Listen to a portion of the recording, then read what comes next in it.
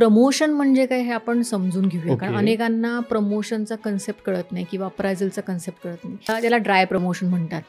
म्हणजे प्रमोट केला गेला आहे, पद मिळालं, जबाबदाऱ्या आल्या, पण पैसे नाही मिळाले. 5 ते 10% डबल डिजिट पण कधी कधी हाईक मिळत नाही लोकांना. तर याचा डायरेक्टली तुमच्या अप्रेझलवर कसा परिणाम होतो स्मार्ट आणि हार्डवर्कचा? डान्स असतात किंवा ॲन्युअल इव्हेंट्स असतात, ह्याच्यामध्ये तुम्ही पार्टिसिपेट करता का? त्यानिमित्ताने तुमचं HR शी कॉन्टॅक्ट येतो. तुम्ही खूप छान एम्प्लॉई आहात, पण तुम्हाला पीपल स्किल्सच नाही आहे. तर कळणार कसं ना लोकांना की तुमच्यापाशी काही आहे? तुम्हाला सोशल मीडियावर कोणीच बघत नाही. आजकाल HRचं पण लक्ष असतं सोशल मीडियावर. कधी कधी त्यांना काम दिलंय, पण मग ते मध्येच खूप प्रेशरचं काम आलं की दांडी मारतात आणि सगळं करतात. आणि त्याच्यानंतर असं बघतात की नाही, मॅनेजरनीच मला प्रमोशन नाही दिलं कारण त्याचं त्या दुसऱ्या व्यक्तीशी चांगलं जमतंय. स्वतःबद्दल वेल इन्फॉर्म असणं की मी समजा महिनाभर काम केलं हे जर मीच सांगू शकत नाहीये तर समोर गेल्यावर तुमची ततपप होणारच आहे मॅनेजर समोर. महिलांना एखाद्या प्रमोशन मिळालं तर ती सिटीमधल्या किंवा कंपनीमधल्या 50% पुरुष मंडळींना पटत नाही. Women are behaving like men. म्हणजे ज्या मोठ्या पोझिशन्सच्या लेडीज असतात तर ते जसे मेन असतात पॉवरमध्ये आणि जे पॉवरचा अब्यूज करतात. उदाहरणार्थ माणसं ड्रिंक आणि स्मोकच करतात, तर लेडीज पण ड्रिंक आणि स्मोक करायला लागल्या आहेत. मेहुणे आणि मेहुण्यांचे पाहुणे, पण हेच पाहुण्याची माहिती सांगत नाही, ती गोळाबेज पॉडकास्टवर असते. नमस्कार मंडळी, मी ऋषिकेश. गोळाबेज पॉडकास्टवर तुमचं खूप खूप स्वागत आहे. थंबनेलून तुम्हाला टॉपिक तर कळलाच आहे. कारण ना बऱ्याचदा असं होतं की आपण ना पैशाविषयी बोलायला घाबरतो. हे मी सॅलरीच्या गणित या सिरीजमध्ये बऱ्याचदा सांगतो. पण पैशासोबतच पैसा जास्त पाहिजे हे सांगायला आपण घाबरतो. किंवा मला एवढा पैसा मिळाला आणि मी एवढं काम करतोय हेही आपण कधीच बोलत नाही. आणि बोललं तर ते तुमच्या जिथे कम्फर्टच्या जागा आहेत ना तिथेच बोलतो. म्हणजे मित्र असतील, मैत्रीण असेल किंवा ऑफिसमधला एक जो गॉसिपचा ग्रुप असतो त्यात बोलतो. पण ॲक्च्युली ते त्या व्यक्तीपर्यंत पोहोचवलं जातंय का जो तुमचा पैसा वाढवून देणार, किंवा ते त्या व्यक्तीपर्यंत पोहोचलं जातंय का की ज्याच्याकडून तुम्हाला ॲक्च्युअली मनी फ्लो होत आहेत. आणि हे होत नाही. म्हणूनच आज आपण या सगळ्या गोष्टींवर चर्चा करणार आहोत. बेसिकली टॉपिक आहे अप्रेझल किंवा आपण म्हणतो हाईक किंवा मे बी अ प्रमोशन. पण आपण कुठल्याही नोकरी हुद्द्यात असताना ते कसं झालं पाहिजे किंवा ते आपल्याला मिळालं ते योग्य मिळालंय का, त्याची शहानिशा आपण कशी केली पाहिजे किंवा त्याची शहानिशाचे काय पॅरामीटर्स आहेत का, हे सगळं आपण आज बोलणार आहोत डॉक्टर उषाली राऊत यांच्यासोबत. नमस्कार मॅम. नमस्कार.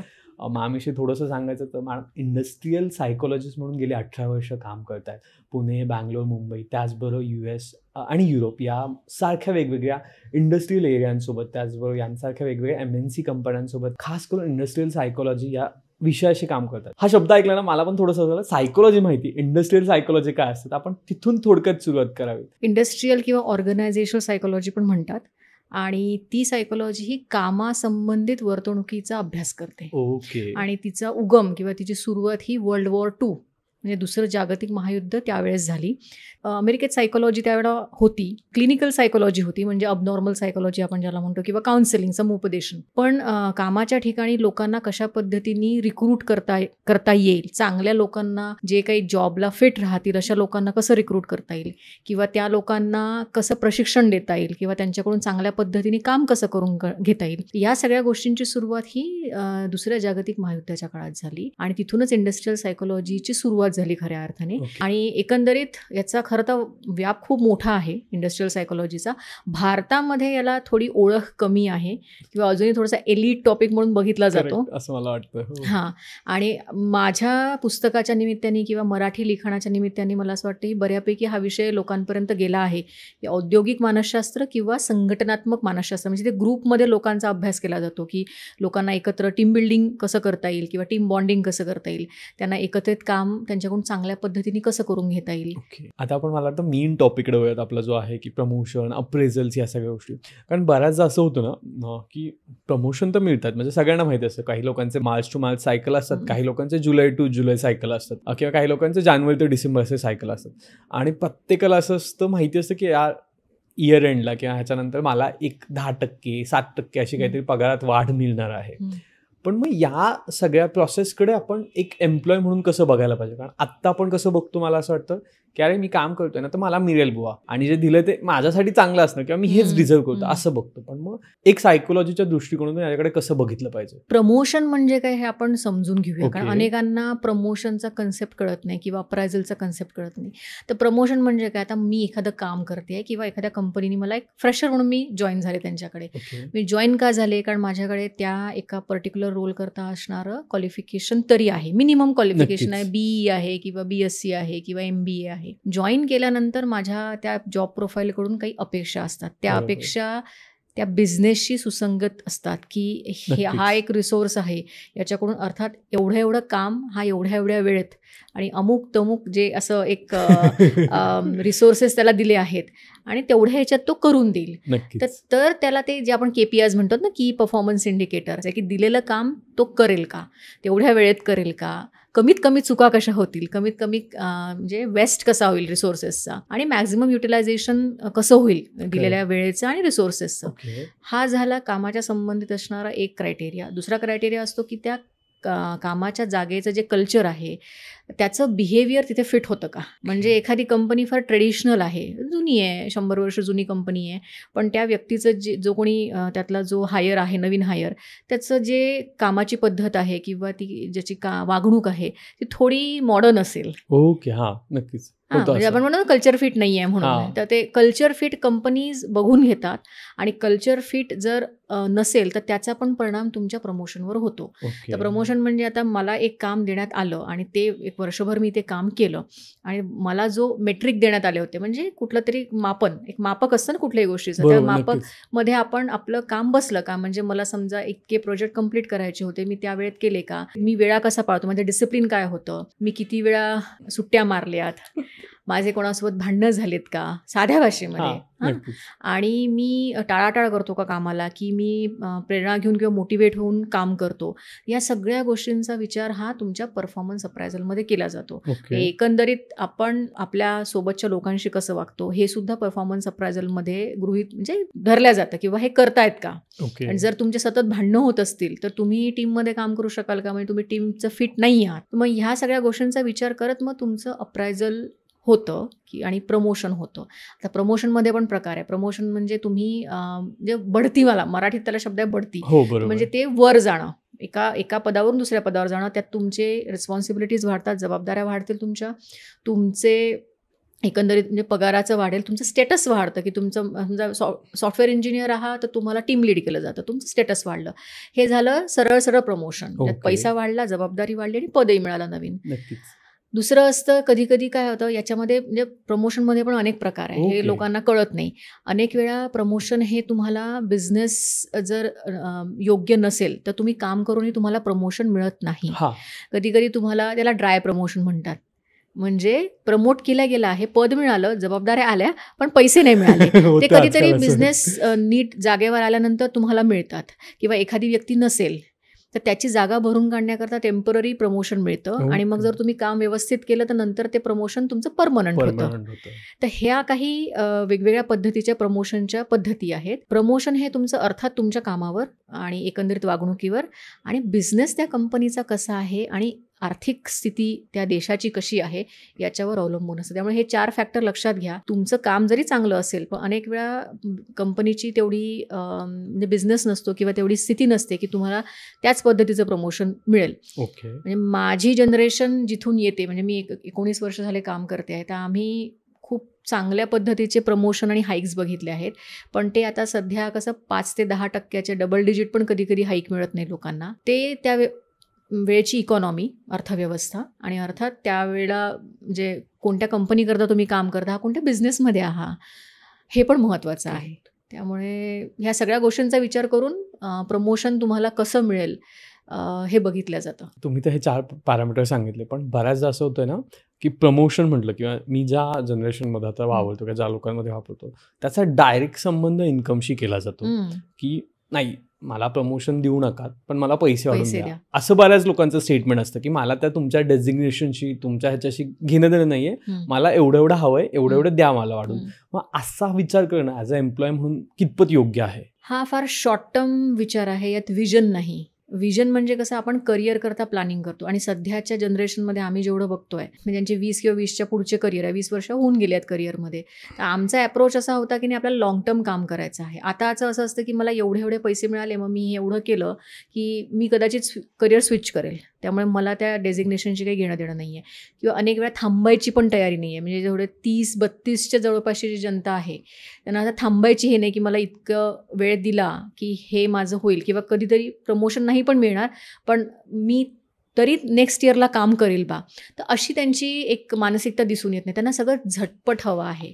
आणि झटपटमध्ये क्वालिटी येत नाही. मग तुम्हाला पैसे मिळतील ते तात्पुरते असतील आणि पैसे संपून जातात. क्वालिटीवर आणि लाँग टर्म करिअरच्या दृष्टीने नेहमी विचार करावा लागेल. आणि ते विचार करायचा असेल तर कधी कधी बिझनेसमधून तुम्हाला पाहिजे तसं अप्रायझल मिळणार नाही, पण तरी तुम्हाला चालत राहावं लागेल पुढे. दॅट्स ऑलवेज देअर की show must go on, right. त्याच्यासोबत तुम्ही जर क्वालिटीचं म्हणता त्यावेळेस मी असं म्हणजे आता IT मध्ये काम करत असताना हे बऱ्याचदा जाणवतं की काही ग्रुप असतो जो खूप स्मार्ट वर्क करण्यावर बिलीव्ह करतो आणि काही असतो की खूप हार्ड वर्क करण्यावर बिलीव्ह करतो. आणि माझ्या मते हा प्रत्येक इंडस्ट्रीचा पण एक सेगमेंट असतो की एक सर्टन सेट ऑफ पीपल असतात जे खूप चांगल्या प्रकारे हार्डवर्क करतात आणि एक खूप चांगल्या प्रकारे स्मार्ट वर्क करतात. तर याचा डायरेक्टली तुमच्या अप्रेझलवर कसा परिणाम होतो स्मार्ट आणि हार्डवर्कचा? वर्क करायलाच पाहिजे. वर्क असल्याशिवाय तुम्हाला अप्रेझल मिळणार नाही. आणि वर्क कसं करायचं याला पण काही टेक्निक्स आहेत. हार्डवर्क इज नेसेसरी, पण हार्डवर्कचं असं आहे की तुम्ही नुसतं म्हणजे साध्या भाषेत गधा मजदुरी करून काही उपयोग नाही. त्याला स्मार्ट अप्रोचनी करायला पाहिजे, कारण हार्डवर्क केल्याशिवाय क्वालिटी पण येत नाही. शॉर्टकट्स मारून उपयोग नाही. त्यामुळे जिथे हार्डवर्क करायचं तिथे पेशन्स ठेवायला पाहिजे, ते ठेवायलाच पाहिजे. आणि सतत पैशाच्या मागे धावणं म्हणजे अप्रायझल म्हणजे तुम्हाला पैसे वाढवून मिळतील बा, त्यांनी कदाचित थोड्या वेळाकरता तुमचं डोपामिन हाय होऊ शकतं, पण नंतर ते दीर्घकाळाकरता कामात येणारी गोष्ट नाही आहे. त्याच्यामुळे तुम्हाला दीर्घकाळाकरता विचार करावा लागेल. लाँग टर्म स्ट्रॅटर्जी जर हवी असेल तर पहिली गोष्ट ती म्हणजे क्वालिटीवर फोकस करणं, आणि त्याच्याकरता हार्डवर्क गरजेचं आहे. एक्झाम्पल द्यायचं झालं म्हणजे आता AI ChatGPT आहे. तुम्हाला एखादा टास्क देण्यात आला आहे. एखादी व्यक्ती हार्डवर्कच्या मार्गाने जाईल म्हणजे काय, ती काहीच रिसोर्सेसचा वापर करणार नाही किंवा कमी रिसोर्सेस वापरेल. स्मार्ट वर्क असेल तर तुम्ही 4 रिसोर्सेस वापराल. म्हणजे तुम्ही ChatGPT वापराल, तुम्ही गुगल वापराल, तुम्ही पुस्तकं पण बघाल, आणि तुम्ही कोणाला तरी विचाराल पण ज्यांचा डायरेक्ट एक्सपिरियन्स आहे. That is going to be a smart work. ते जास्ती इफेक्टिव्ह असतं आणि ते तुम्हाला जास्ती परिणामकारक दिसेल लाँग टर्ममध्ये, कारण तुम्ही त्याच्यामध्ये टाईम इन्व्हेस्ट केला आहे. म्हणजे असं नाही की मी कुठून तरी कॉपी पेस्ट केलं लगेच नाही. काही प्रमाणात तुम्हाला एफर्ट्स टाकावेच लागतील, but with smart approach. So hard work with smart approach is the best way. आपण ज्यावेळेस म्हणतो की स्मार्ट अप्रोच असला पाहिजे, पण तो आपल्याला थोडासा ओव्हरऑल बघायला कमी मिळतो सगळीकडेच इंडस्ट्रीमध्ये. पण मग याच्यासोबतच अजून एक गोष्ट येते की ज्यावेळेस प्रमोशन किंवा अप्रेझल जे सायकल येते ना, त्यावेळेस बऱ्याचशा ठिकाणी किंवा प्रत्येक ऑफिसेसमध्ये ना एक वेगळं गॉसिप असतं चालू की यांचं आहे मग यांनाच मिळणार आहे, त्यांचं कनेक्शन आहे तर त्यांनाच मिळणार आहे. तर मला पहिलं तर हे क्लिअर हवं आहे की नेटवर्किंग खरंच प्रमोशनमध्ये इम्पॅक्ट करतं का, आणि करत असेल तर काय पर्सेंटेज वाईज इम्पॅक्ट करतं, आणि त्याचा डायरेक्टली तुम्हाला मिळणाऱ्या सॅलरीवर पण इम्पॅक्ट होतो का? ऋषिकेश, तुम्ही मला सगळ्या चॅनल्सवर आणि इंस्टाग्रामवर बघितलं, समजा मी तिथे नसतेच तर आपली भेट झाली असती का? नाही. असं नेटवर्किंग काम करतं. ऑफिसमध्ये पण तुमची जर व्हिजिबिलिटी नसेल, विशेष करून जे पॉवर सेंटर्स आहेत, जिथे म्हणजे जे त्याला लीडर्स म्हणता येईल, जे डिसिजन इन्फ्लुएन्स करतात, त्या लोकांना जर तुम्ही माहीत नसाल, तुमच्या मॅनेजरला पण तुमचं काम दिसत नसेल, तुमचे जे पियर्स असतील त्यांना तुमच्याबद्दल विशेष काही माहीत नसेल, तर व्हिजिबिलिटी असणं याच्याकरता तुम्हाला नेटवर्क असणं आवश्यक आहे. आणि नेटवर्क हे हळूहळू बिल्ड करावं लागतं.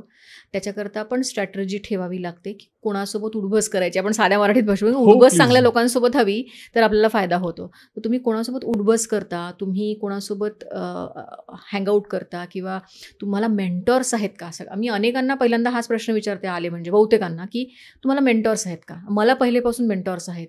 तुम्हाला घरी अर्थात नसतील, काही लोकांच्या घरी नसतं तेवढं वातावरण, तर नसतील तर मग बाहेर तुम्हाला वर्कप्लेसमध्ये आहे का? तुम्ही तुमच्या टीचर्सला पण प्रोफेसर्सला विचारता का की हे असं काय करू मी, पुढे काय करायचं? तर मेंटॉर्स असणं फार आवश्यक आहे. मेंटॉर्स असणं तुम्हाला स्पॉन्सर्स असणं आवश्यक आहे, जे तुमच्याबद्दल इन्फ्लुएन्स कोणाला करू शकतील, डिसिजन्सला करू शकतील की नाही हा चांगला आहे, म्हणजे मी याचं काम बघितलं आहे, ॲटलिस्ट कन्सिडर तर करा. एन्डॉर्समेंट म्हणतो त्याला, म्हणजे रेकमेंडेशन लिंक्डइनवर देतात लोक, त्या पद्धतीने ते हवं. त्याच्यानंतर तुमच्या पियर्ससोबत हवं. तुमच्या कंपनीमध्ये जर काही प्लॅटफॉर्म्स असतील जिथे तुमची व्हिजिबिलिटी असेल, हॅकॅथॉन होत असतील तर तुम्ही तिथे जाता का?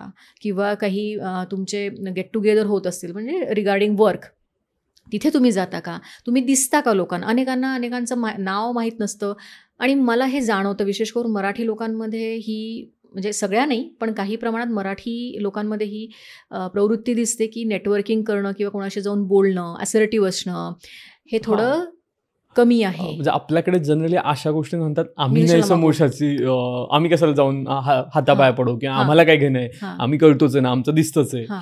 तर हे थोडंसं चालतं किंवा आता ऑफिसमध्ये असं असतं, आम्ही काय चापलुसी करत नाही, हां, आम्ही हां. आमचं काम करतोय बेसिकली. चापलुसी वेगळी आणि नेटवर्किंग वेगळं. नेटवर्किंग म्हणजे तुम्हाला योग्य लोकांसोबत राहणं, एक्स्ट्रीम लेवलचे ओपिनियन टाळणं, अशा जे मॅनर्स असतात याला सोशल इंटेलिजन्स म्हणतात. म्हणजे इमोशनल इंटेलिजन्सचा जो पार्ट आहे की हा सोशल इंटेलिजन्स आहे की तुम्हाला जितकं जास्ती सोशल नेटवर्क राहील ते तुमचं सोशल कॅपिटल आहे आणि त्याने तुमचं बिझनेस असो किंवा नोकरी दोन्ही ठिकाणी फायदा होतो. पण लोक जर तुम्हाला ओळखतच नसतील तर ते तुम्हाला काही देतील.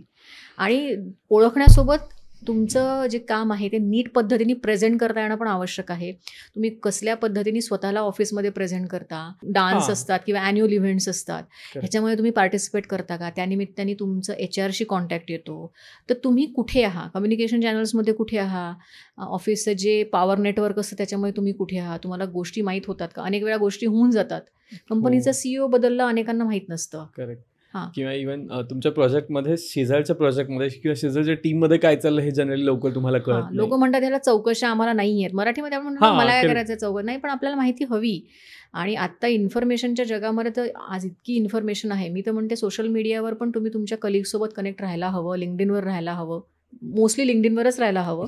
लोक इंस्टाग्राम आणि फेसबुकवर पण असतात, खूप असतात तिकडे, इकडे कमी असतात. लिंक्डइनवर राहायला हवं. ते कोण कुठल्या टाईपचे प्रोजेक्ट्स करत आहे, कोण काय शिकतंय आणि त्याच्यातून आपल्याला शिकायला मिळतं ना. म्हणजे मी पण PhD ज्या वेळेला केली त्यावेळेला मी कोणाच तरी दुसऱ्या फील्डमधल्या व्यक्तीचं एका खूप सिनियर मीडिया प्रोफेशनलचं मी बघितलं की यांनी PhD केली आहे आणि यांचा हा करिअर पाथ आहे. तर ते तुम्हाला कळतं. याच्याकरता सुद्धा नेटवर्किंग आवश्यक आहे. फक्त तुमच्या फील्डमधल्याच नाही. तुम्ही समजा IT चे आहात तर मग IT नाही, तुम्ही दुसऱ्या फील्डमधल्या लोकांशी, फायनान्स आहे किंवा HR आहे तर तुम्ही मग HRमध्ये काय सुरू आहे तुम्हाला कळतं, नवीन ट्रेंड्स काय आहे, फायनान्समध्ये काय ट्रेंड आहे, दुसऱ्या क्षेत्रातील लोक काय करतात हे तुम्हाला कळतं. याच्याकरता तुम्हाला नेटवर्किंग करणं गरजेचं आहे. अनेक लोक हॉबीजच्या माध्यमातून नेटवर्किंग चांगलं करतात, मी त्यातली आहे. तर तुम्हाला जितक्या लोकांशी कनेक्ट राहता येईल आणि जितके लोक तुम्हाला ओळखतील त्याचा कुठे ना कुठे फायदा होतो. फक्त अप्रायझल नाही, नवीन जॉब शोधताना पण त्याचा फायदा होतो. त्यामुळे मराठी जे लोक हे आपलं पॉडकास्ट बघत आहेत त्यांना एक माझी म्हणजे सल्ला आहे मैत्रीचा की तुम्ही प्लीज नेटवर्किंगवर काम करा. तुमचं सोशल मीडिया चांगलं ठेवा, विशेष करून लिंक्डइन चांगलं ठेवा. लिंक्डइनवर तुम्ही तुमच्याच क्षेत्रातले दुसऱ्या देशातले लोक आहेत आणि बरेच जे नवीन नवीन काही करत असतात ह्यांच्याशी क्युरिओसिटी दाखवायला पाहिजे ना आपण की समोरची व्यक्ती काय करते आहे बा, आणि आपल्याला नवीन गोष्टी कळतात त्याच्यामुळे. आणि रिस्क घ्यायला आपण मराठी लोक इथे पण घाबरतात, बुजरे असतात की नाही मी कशाला जाऊ किंवा दुसऱ्या लोकांशी, अमराठी लोकांशी कशाला बोलू. पण आपण प्रोफेशनल रिलेशनशिप ठेवण्यात काहीच हरकत नाहीये. तुम्ही मराठी मुलांबद्दल बोलत होता तर मला एक चटकन डोक्यात आलं की बऱ्याच असं बघायला मिळतं की काही मराठी मुलं आहेत थोडंसं लेट स्टार्ट करतात. असं वाटतं की आम्ही बी MPSC करून नंतर MPSC करून नंतर येणार आहेत किंवा कॉलेज प्लेसमेंट नाही मिळेल, काही क्लासेस करून येतात. आणि वर्सेस सेम नॉर्थ साईड किंवा साऊथ साईडची मुलंही असतात लेट येणारी. पण मग आपल्या मराठी मुलांमध्ये ऑलरेडी तो मी उशिरा आलोय, मग मला ती टेक्नॉलॉजी माहीत नाही म्हणून थोडासा न्यूनगंड असतो किंवा थोडासा सेल्फ कॉन्फिडन्स कमी असतो. आणि त्याच्यासोबत जर त्यांना कोणी हिंदी भाषिक किंवा दुसऱ्या भाषिक कलिग मिळाला तर ते तितकंसं स्वतःला एक्सप्रेस करत नाहीत आणि मग त्याच्यामध्ये बऱ्याचशा गोष्टी डिले होतात. मग असं करताना प्रमोशनवर त्याचा डायरेक्ट किती इम्पॅक्ट होऊ शकतो? शिवाजी महाराजांनी जर स्वतःबद्दल लिहून ठेवलं नसतं तर आपल्याला त्यांच्याबद्दल काहीच माहीत नसतं आणि त्यांचा इतिहास चुकीच्या पद्धतीने लिहिला गेला असता. नक्कीच. महाराजांनी पूर्ण सोय करून ठेवली होती की त्यांचं मार्केटिंग व्यवस्थित होईल. त्यांनी जे काही दस्तऐवज आणि त्यांच्यावर जे काही लिहिल्या गेलं आहेत ते एक प्रकारे मार्केटिंगच होतं, म्हणजे त्यांनी लिहून घेतलंय. त्यामुळे आपल्याला त्यांचं ओरिजिनल काय काय केलं हे काम माहिती आहे. नाही तर मुघलांनी किंवा आणखी दुसऱ्या लोकांनी त्यांचं कदाचित ते आपल्याला दिसलंच नसतं. नक्कीच नक्कीच. अशा पद्धतीने तुम्हाला म्हणजे मराठी लोकांशी जेव्हा केव्हाही मी बोलते, माझ्याकडे काउन्सिलिंगला येतात किंवा कोचिंग करता येतात, तर मी त्यांना हेच म्हणते की तुम्ही प्लीज म्हणजे भीड सोडा, भीड बाळगू नका, जा काही होत नाही. अननोन टेरिटरी असेल म्हणजे मी हे करणार नाही, मी ते करणार नाही, पण ह्याच्यामध्ये राहून काही अर्थ नाही आहे. आणि आपल्याकडे कसं होतं MPSCचं इतकं लोकांवर गारूड आहे MPSCच्या याचं, आणि MPSC माणसाला पूर्ण थेरॉटिकल आणि असं रूममध्ये बसणारे एखादं जो असतो ना म्हणजे मॅड सायंटिस्ट ज्याला म्हणतात, लॅब सायंटिस्ट, तसं बनवतात. बेसिक लेवलचं इंटरॅक्शन, ह्युमन इंटरॅक्शन पण जमत नाही अनेक वर्ष MPSC करणाऱ्यांना. हो. आणि मग जेव्हा तुम्ही कॉर्पोरेटच्या जॉबमध्ये वावरता किंवा कुठल्या तुम्ही NGOमध्ये काम करता, तुम्हाला लोकांशी इंटरॅक्ट करावंच लागतं. तुम्ही जितकं नक्कीच. कम्फर्टेबल राहाल लोकांशी, विविध टाईपच्या क्षेत्रातल्या, लोकांशी, बरोबर. तितकं तुम्हाला जास्ती गोष्टी सोप्या होत जातात. यांना पुस्तकाचं इतकं वेड असतं आणि आपण मराठी माणूस पुस्तकं किंवा लोकांना गोष्टी ज्ञान देणं या बाबतीत खूप पुढे आहोत. ते चांगलं आहे, आपली ती परंपरा आहे. पण आपल्याला सोशल स्किल आवश्यक आहे. आणि हा जो खूप असा जो व्ह्यू आहे की माझं काम मी दाखवणार नाही किंवा मी जाणार नाही, कोणाला काम मागणार नाही, ते तुम्ही स्वतःहून जा. तुम्हाला जर जे काही हवं आहे त्याच्याकरता स्वतःहून पुढे म्हणजे मला काय म्हणतात इनिशिएटिव्ह घ्या आणि ते मिळवा. ती जी एक म्हण आहे आपल्या याच्यामध्ये की बोलणाऱ्याची माती खपते पण न बोलणाऱ्याचं सोनं देखील खपत नाही. त्या पद्धतीने आपल्याला आपलं जे काही स्किल आहे किंवा जे काही आपलं प्रोजेक्ट्स आहे, जे काही आपलं काम आहे, हे लोकांसमोर आणताच आलं पाहिजे आणि चांगल्या पद्धतीने आणता आलं पाहिजे. त्याच्याकरता तुम्ही थोडं पैसे खर्च करा, इकडे काही ठिकाणी कमी राहा, पण प्रेझेंटेशनमध्ये चांगले राहा. कारण प्रेझेंटेशन एकदा झालं की ते लोकांच्या मनात ठसतं आणि त्यांनी तुमच्या कामावर इम्पॅक्ट खूप पडतो, लोकांच्या लक्षात येतं. कारण आता सगळं व्हिजिबलच आहे ना, सगळं डोळ्यांसमोर चित्रच नातं जसं सगळ्यांच्या. तर तुम्ही जितके वेळा लोकांच्या डोळ्यासमोर राहाल तितके वेळा तुम्हाला कामं जास्ती मिळतील. नाही, नक्कीच मी ह्याच्याशी एक गोष्ट रिलेट करू शकतो की मध्यंतरी एक US एम्प्लॉई होता आणि त्याचं ना फक्त त्यांनी किती PR रेज केल्यात, म्हणजे त्यांनी किती गोष्टी अपलोड केल्यात प्रोजेक्टसाठी मेन ब्रांचमध्ये की आपण ज्याला इंटिग्रेशन अँड डेव्ह म्हणतो, तर इंटिग्रेशनमध्ये किती गोष्टी त्यांनी पाठवल्या, त्याचा PRचा एक स्क्रीनशॉट पाठवला होता आणि तो ऑलमोस्ट डेली 2-3 असा PR होता आणि त्याच्या बेसिसवर त्याला खूप साऱ्या ऑफर आल्या होत्या. म्हणजे हे आहे की आपण काय करतो हे जर दिसलं लोकांना तर आहे. इफेक्टिव्ह वे कसा आहे दाखवायचा हे लोकांना कळत नाही. मग तिथे आपली मराठी मुलं की आपण थोडंसं असं काय दाखवू नेमकं कळत नाही, मग प्रत्येकाला जाऊन सांगत बसतात की आपण खूप असं गाजावाजा केला. म्हणजे काही लोक आहेत जे बिलकुल बोलत नाहीत, ठीक आहे, आणि काही लोक असं खूप ढिंडोरा पिटवतात, मी हे केलं म्हणजे एवढंसं करायचं आणि एवढं मोठं सांगायचं. आणि मग अशा वेळेस पण मग जे नाही करत आहेत किंवा जे ॲक्च्युली करतात त्यांच्या पण प्रमोशनवर इम्पॅक्ट होतो किंवा जे करतात त्यांच्या प्रमोशनवर इम्पॅक्ट होतो आणि मग बरंचसं डिस्कशन सुरू होतं. मग बॅकफायरिंग म्हणा किंवा अरे बिचिंग म्हणतो आपण त्याला, या गोष्टी चालू होतात. मग या सगळ्याला कसं बघायचं एकंदरीत ॲज अ एम्प्लॉय म्हणून? कुठल्याही ऑर्गनायझेशनमध्ये एक फॉर्मल सिस्टीम असते ज्याच्यात तुमचा परफॉर्मन्स हा काउंट केला जातो. ती एक सिस्टीम आहे, त्याच्यामध्ये आपण नेहमी आपला परफॉर्मन्स व्हिजिबल कसा राहील हे बघायचं. त्यात HR पण येतं, काही झालं तर म्हणजे काही इंटरव्हेन्शन करायला नेहमी HR असतं अवेलेबल. दुसरी गोष्ट आहे इन्फॉर्मल सिस्टीम ज्या असतात त्या लिंक्डइन आहे.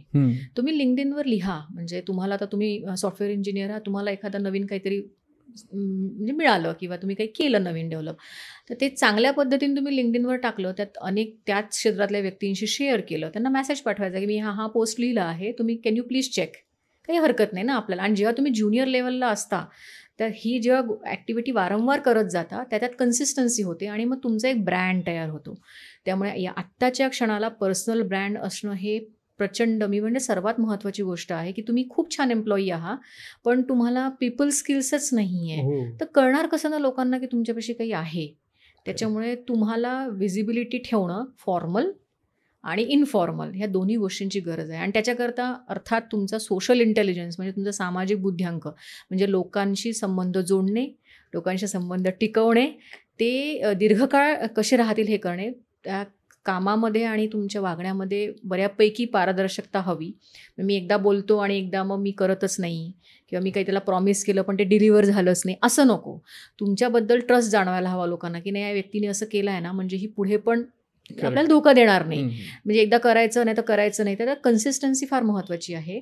आणि हे वेगवेगळे चॅनल्स आहेत, म्हणजे तुमचे फॉर्मल चॅनल्स जे ऑर्गनायझेशनमध्ये असतील की त्यात न्यूज लेटर्स असतात किंवा जसं मगाशी पण मी सांगितलं की तुम्हाला वेगवेगळे ग्रुप्स असतात, पॉवर सेंटर्स असतात, तिथे तुमची व्हिजिबिलिटी दिसायला हवी. यूट्यूब आहे, म्हणजे अगदी तुम्हाला वाटत असेल की तुम्ही तुमच्या ज्या कामाचे थोडे शॉर्ट्स बनवून टाकू शकता की मला हे मी करतो आणि हे करायचं, आणि बाकीचे लोक बघतात. असं नाही की तुम्हाला सोशल मीडियावर कोणीच बघत नाही. आजकाल HRचं पण लक्ष असतं सोशल मीडियावर.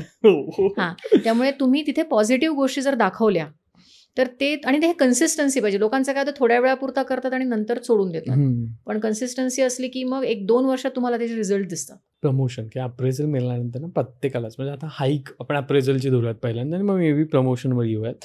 प्रमोशन की अप्रेझलची हाईक सगळ्या ऑर्गनायझेशन मे बी 4% पासून ते 12% किंवा 15% अशी व्हेरी होते.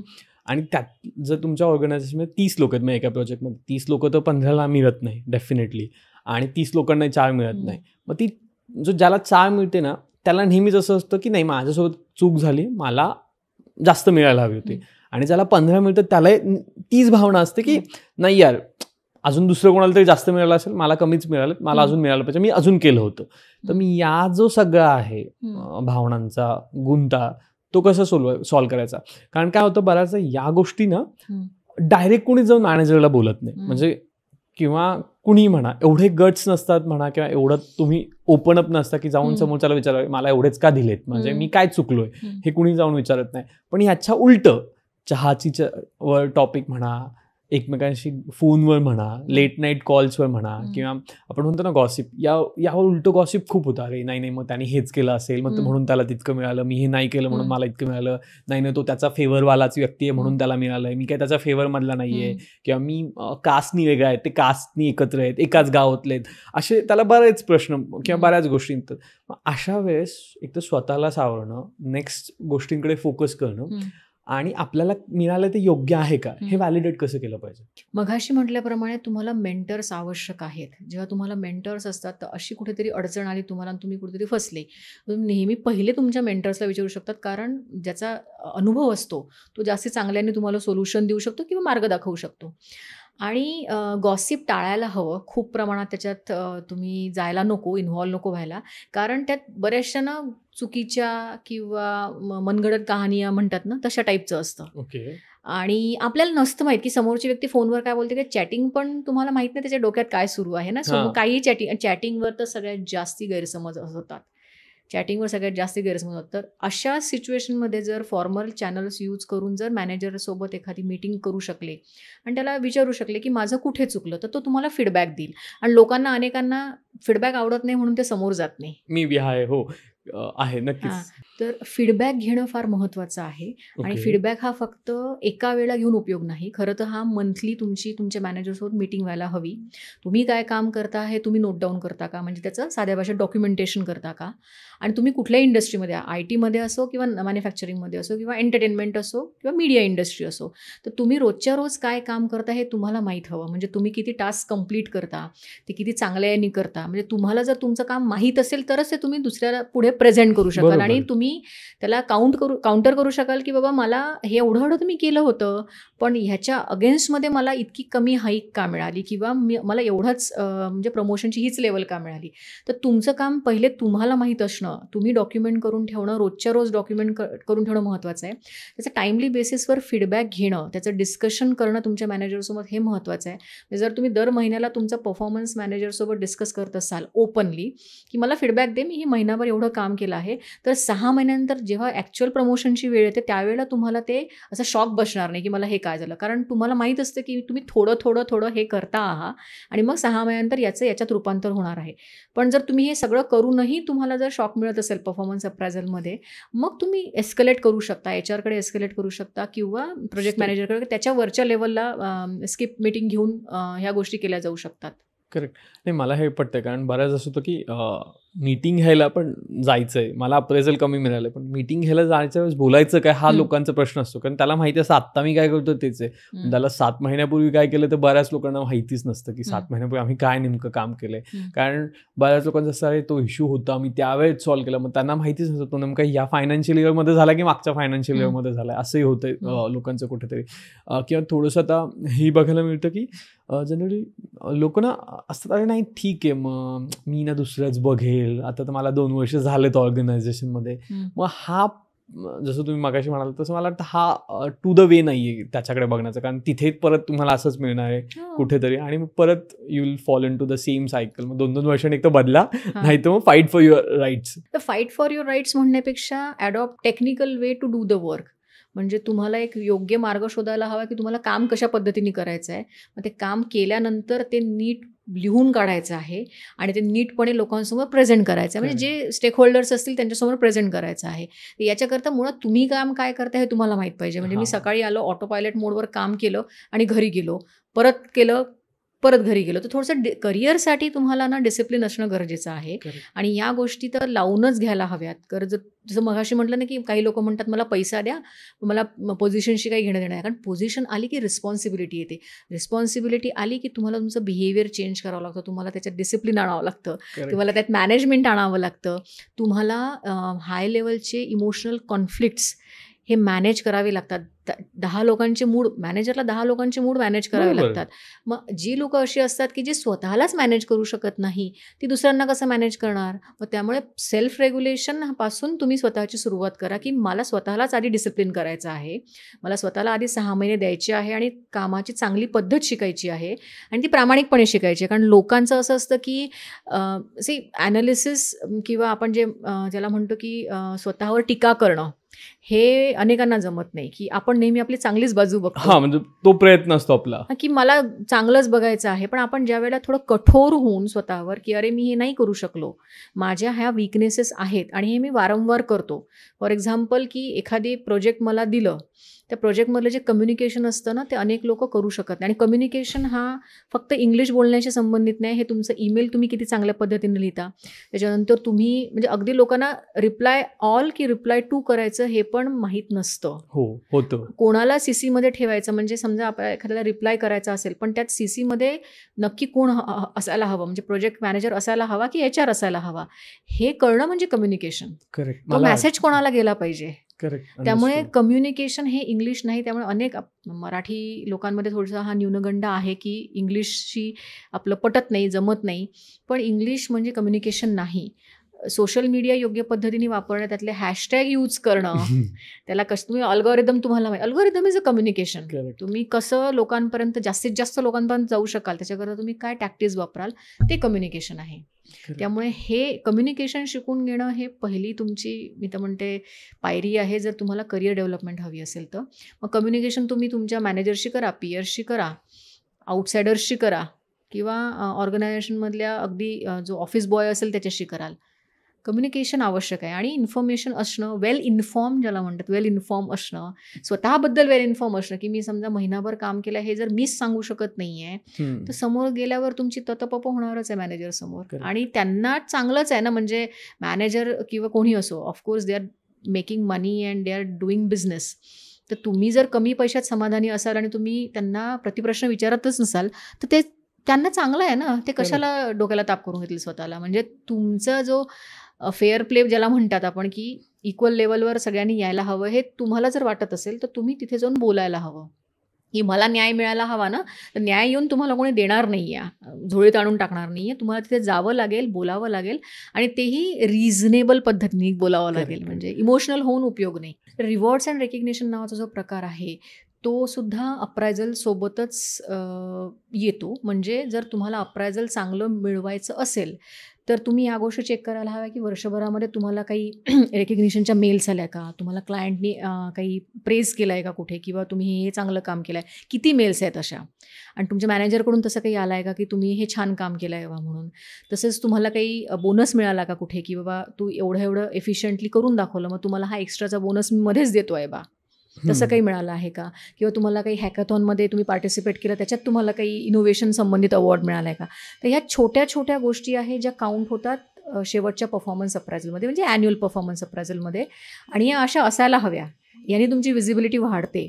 मगाशी पण जेव्हा म्हटलं, की तुम्हाला कंपनीच्या ज्या सर्कलमध्ये विजिबल राहायचं असेल, तर ज्या काही ॲक्टिव्हिटीज होतात कंपनीच्या, फॉर्मल ॲक्टिव्हिटीज, इनफॉर्मल ॲक्टिव्हिटीज, तिथे तुम्हाला पार्टिसिपेट करायला हवं. तिथे तुम्हाला तुमचा प्रेझेन्स दाखवून द्यायला हवा. करेक्ट. मला हे पटतं, कारण बऱ्याच असं आता ऑर्गनायझेशनमध्ये आपण बघतो की काही लोकांना कामात खूप नोन असतात, म्हणजे ते काम त्यांचं आलंय करतात, पण एक्स्ट्रा करिक्युलरमध्ये शून्य असतात. मी म्हणेल डायरेक्टली, किंवा गणपती फेस्टिवल आहे, नवरात्री आहेत, किंवा HRचे काही डेज सेलिब्रेशन्स आहेत, क्रिसमस आहे, तेव्हा तर आमचं काही घेणं देणंच नाही. इव्हन टीम डिनर सुद्धा काही काही लोक अब्सेंट असतात. म्हणजे आणि नंतर म्हणायचं नाही फक्त पॉलिटिक्सनीच प्रमोशन मिळतं. मग हे कितपत खरं आहे? फक्त पॉलिटिक्सनी प्रमोशन मिळतं का, किंवा पॉलिटिक्स प्रमोशनवर इम्पॅक्ट डायरेक्टली इनडायरेक्टली कळतं का?